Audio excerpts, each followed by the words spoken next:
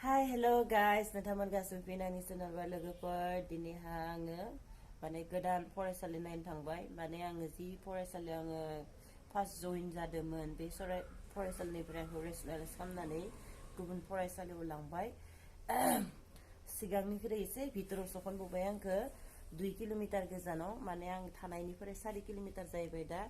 बोरै जाखो मिथिना मोनजाया जोंबो जेबोखौनो तत मोनजाया बोरै रेसनेलाइज खालामना होबाय जोंखौ ओमफ्राय लोगोफोर नोंथांमोननो शेयार खालामनो सानबाय आं बे बाथ्राखौनो माने आंहा दिनै गोसोआ एकदम इमोसनेल जाना दङ माने जादों आरो जेब्लानोखि आङो बै स्कुलाव जइन जानो थांदोंमोन दिनैहा आरो एक्चुअली अर्डारा 30 तारिखआवनो ओंखारदोंमोननो डिसेम्बरनि किन्तु जोंनो ग्रुपाव मेसेज होखां मैया आङो न'निफ्राय फैबाय थानाय समावनो जोंहा बायद' आंखौ खबर हरबाय ओमफ्राय मेसेजखौ नायनायाव थारैनो नंमारगौ आंनिया बेलेग स्कुलावहा आंनिया ट्रेन्सफार जाबाय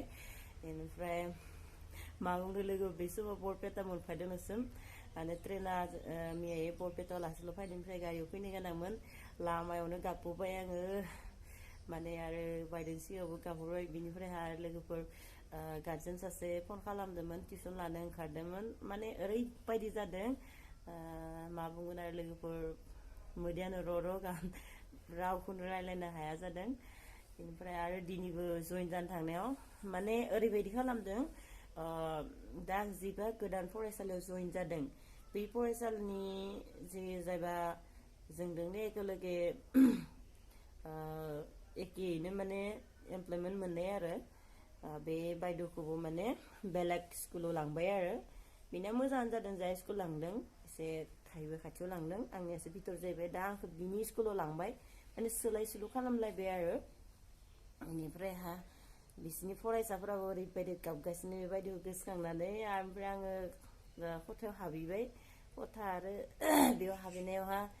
माने बिसोरखौ नुनानै आंहाबो मोदैया ओरैबायदि गदों माने एकदम आंहा दाबो खाराखै ओमफ्रायहा बिनिफ्रायहा जइन जानानै दसे जयै मायै फैबाय फैनानै उनाव बेबायदिखौबो लोगो मोननिफ्राय ब्लक खालामनो बोरैबा जायो नालाय बे टाइमाव खालामजाया ओमफ्राय आरो जोंनि फरायसालियाव हाबबाय ओमफ्राय गथ'फोरा मा होनगोन लोगोफोर बायद' होननानै जि लामानिफ्राय आंहा बापरे ओरैबायदि मोदै ओंखारनानै आङो रायलायनो हायासै नोंथांमोना गाज्रि दा मोनसे आङो थार बाथ्राखौनो बुंदों माने आङो स्कुलनि साइडथिं थांनो गोनां जादों आं उनथिं गालिया माने आं ओरै खालामदों आरो हाल्लानो ओरैबायदि रुखु एखेबारे गाबाबलायबाय आङो ओमफ्राय बिराद गोबावदो आखाइदों ओरै खालामबाय आरो होननानै रावथ' होनाखै ओमफ्रायहाय अफिसाव हाबहैबाय सार मोजां रायलायबाय बेनिफ्राय दा प्रेसिडेन्ट मोनाबो मिथिया हरखा बिदि बानायनायखौ ओमफ्राय दा मा होनो एसे रायलायहैदों बिअ सारजों ओमफ्राय बिअ सारा होनदों जे इनि आखाइ गैया होननानै ओमफ्राय एक्सुवेलि सिगांनो जाबा बिअ दंमोन बिअ एसे फैसानि कारबारमोन जाय फैसा बेखौनो माबा खालामो खोनाबोदों आरो दिनै माने बेनो खामना गालांजोबदों होननानैहा माने उपाय गैया आरो मा खालामनो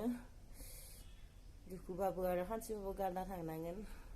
8 माहायाव 9 माहायाव ओरैबायदि माने फरायसाफोरा माने क्ल'ज जाबाय माने 0-11 निफ्राय फोरोंहोदोंमोन माने बेयावथ' माने सासेल' सारमोन जेनेबा जोंनि हेड साराल'सोमोन ओमफ्राय जों बायद' सानै मोनबाय आंदों आरो सासे बायद'जों दा बे बायद'खौ आं नागारना थांनांसिगोन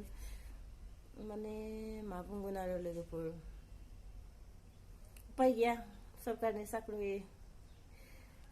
फैसा जाना लानाय होनना बुंनांसिगोन आरो सरकारनि साख्रि नालाय सरकार जेराव मा खालामो मिथिं लाङो अबस्से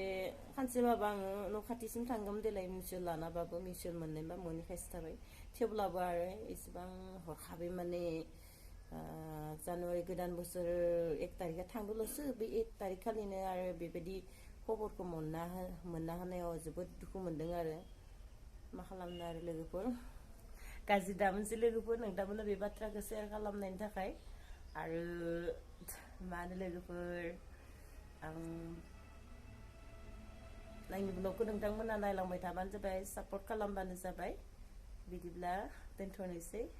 ओंखाम ओंख्रि जायाखै नै दा ड्रेसजों फैनानैहा जनानै दङ आं दा माने फरायसाफोरखौ नुबानो ओरैबायदि मेगना ज्राम जायो आरो आरोखि इसोरनि मोखांनि महरखौ नुबानो माने माबा मोनसे एकदम फैयो आरो थ' उपायथ' गैया नालाय दा आरो मा खालामनोसै आरो लकखौ दोनथ'नोसै लोगोफोर आरो मायबा एड खालामनाय जायोबो जानो हानाय बिदिब्ला बाय दोनथ'बाय गोसोनि खोथाखौ शेयार खालामनाय एसेबाबो स्रां मोनो ओंखायनो नोंथांमोननो शेयार खालामबाय आरो दुखुआथ' साननैसो फैखागोन अबभियासलि बे जोंनि फरायसाफोरखौ नुबाथाय बिसोरखौसो गोसोखांगोन मा खालामनो आरो उपाय गैया आरो